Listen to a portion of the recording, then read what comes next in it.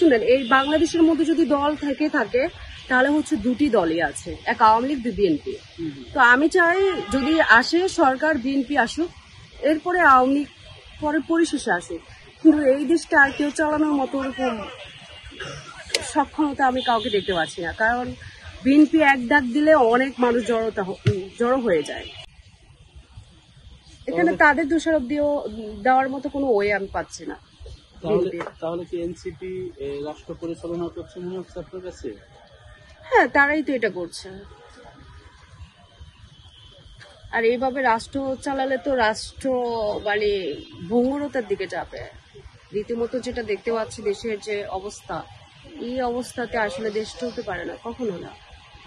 হ্যাঁ, ইতিমধ্যে আপনি জানেন যে মাহফুজ সাহেব ও আসিফ মাহমুদের পদত্যাগ চেয়েছিল বিএনপি, কারণ হচ্ছে ইশাকের শপথ নিয়ে যে একটা নাটক চলছে, এটা বিরুদ্ধে কিন্তু পদত্যাগ চেয়েছে।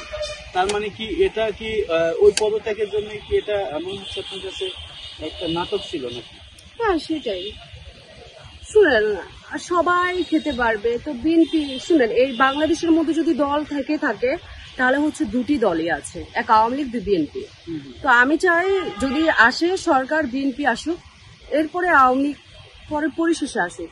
কিন্তু এই দেশটা আর কেউ চালানোর মতো ওরকম সক্ষমতা আমি কাউকে দেখতে পাচ্ছি না, কারণ বিএনপি এক ডাক দিলে অনেক মানুষ জড়ো হয়ে যায়, আওয়ামী লীগ এক ডাক দিলে অনেক মানুষ জড়ো হয়ে যায়।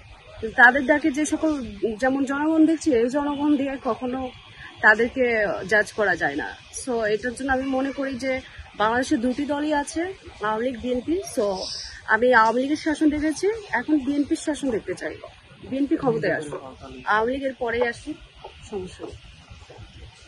এটা আমার মতামত, ব্যক্তি মতামত। আগামী দিনে আপনি কেমন নেতৃত্ব আশা করেন বা কেমন নেতৃত্ব হওয়া উচিত বাংলাদেশে?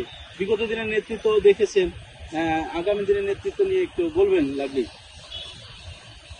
দেখা যাক, আমি তো অনেক কিছুই মানে আশা করি, কিন্তু সব আশা তো তারা কিভাবে কি করবে সেটা তো আমি জানি না।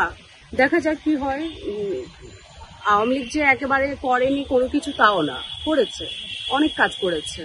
তো বিএনপিও দেখা যাক, কারণ হচ্ছে আমি চাই যে সুন্দরভাবে একটা দেশ চালাক, মানুষের মধ্যে ভেদাভেদ, মানুষের মধ্যে হিংসা, বিদ্বেষ এগুলো না থাকুক।